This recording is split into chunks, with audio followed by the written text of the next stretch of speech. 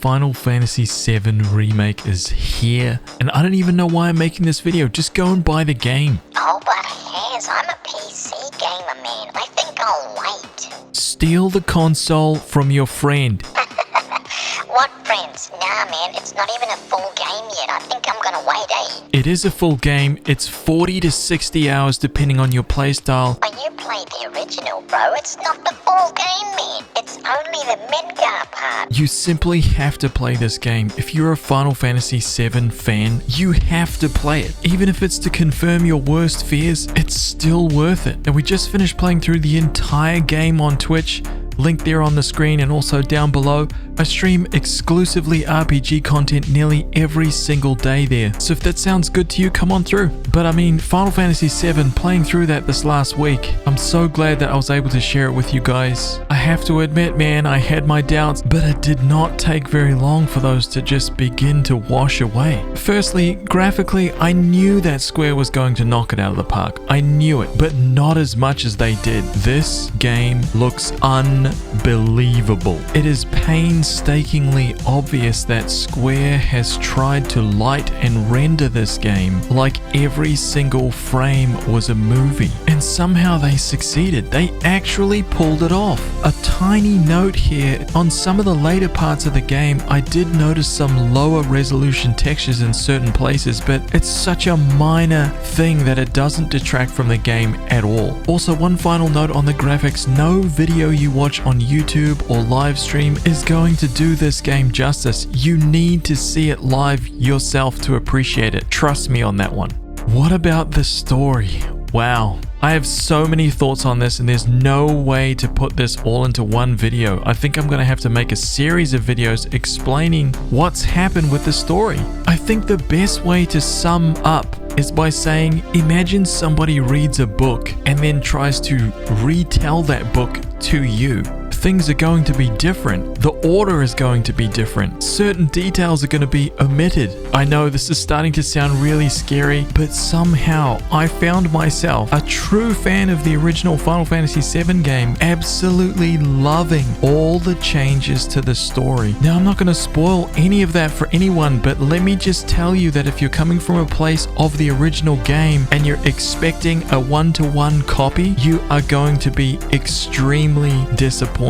You need to go into this thinking like it's a completely fresh retelling of the Final Fantasy VII story. And I know the Puritans hate the fact that it's changed, and I'm usually right there with them. But in this case, sorry man, I am completely in love with this new retelling of the story. It's a new angle. There's new things going on. I need to stop before I spoil something. So what about the combat? In a nutshell, the most liquid smooth, team-based action fighting combat in any RPG ever created. Now, there was talks of a turn-based like mode, and it is still there, but turn-based Puritans are not going to approve of it. If anything, it's more like a real-time with pause hybrid. And you know what? At the beginning, I wasn't sure that I really understood the choices behind that, but damn, it didn't take long before I fell into that groove, and it makes you feel like such a badass when you're playing. Landing huge combos, epic abilities, and switching out to your teammates to juggle enemies has never been so satisfying. There's still an ATB system in place, and how it works is as you're pressing square and unleashing a combination of simple attacks, you're building up your ATB gauge, and as soon as a single segment fills up, you can then execute an ability, spell, use an item, and so on. You can also switch between characters on the fly, mid-combination, mid-ability. Even when somebody is doing a limit break, you can switch out to another character and have them perform their limit break for some amazing combinations. And just a little tip, if you fill your ATB gauge to the max, which is 2 segments, you can actually queue up 2 moves if they only use 1 ATB segment each. I didn't know this. Fans who are disappointed with the entire magic system of Final Fantasy 15 will be happy to know that magic is actually a very integral part of this system. In fact, some boss battles will become almost impossible without it. Another big thing that we can't forget to talk about is the materia system. Everything works pretty much the same as it used to. You'll see a lot of materia that's the same as the original game, but there is some naming changes to certain materias, so be sure to read the descriptions. Quick note, the materia is now visible on your accessories and on your weapons, which is so cool. There are some new materia types which work much better with this brand new combat system. However, there is one big difference that I'm not sure all of the fans are going to appreciate, and that is that when you master a materia, it does not spawn a copy of that materia. Yeah. One thing that I did want to address is the actual pacing of this game.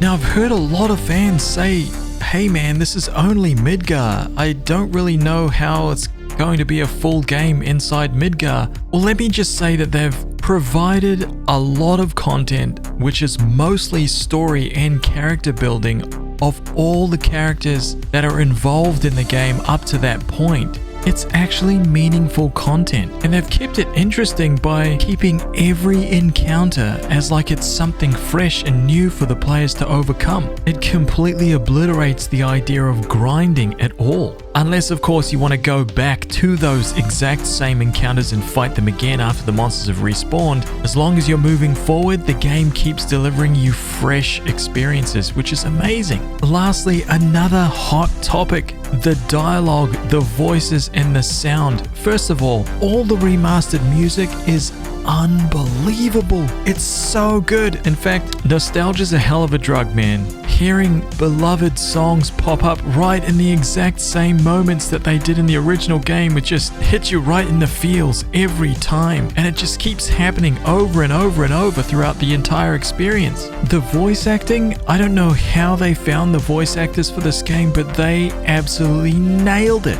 Especially Aerith and Cloud. All the extra dialogue that's been written is so funny.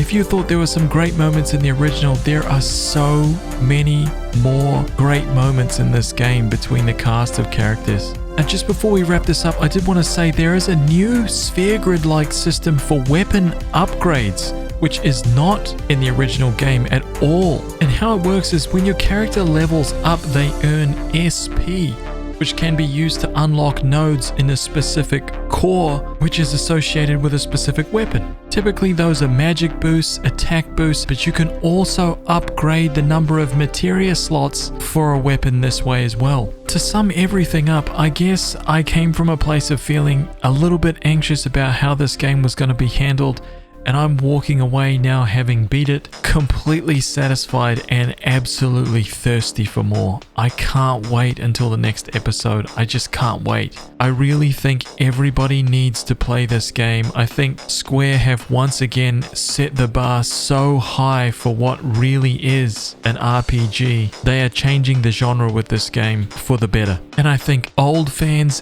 and new fans will enjoy it. Highly recommended. That's it for me on this one. Don't forget, if you guys want to catch me live, link there on the screen again and down below. See you guys soon.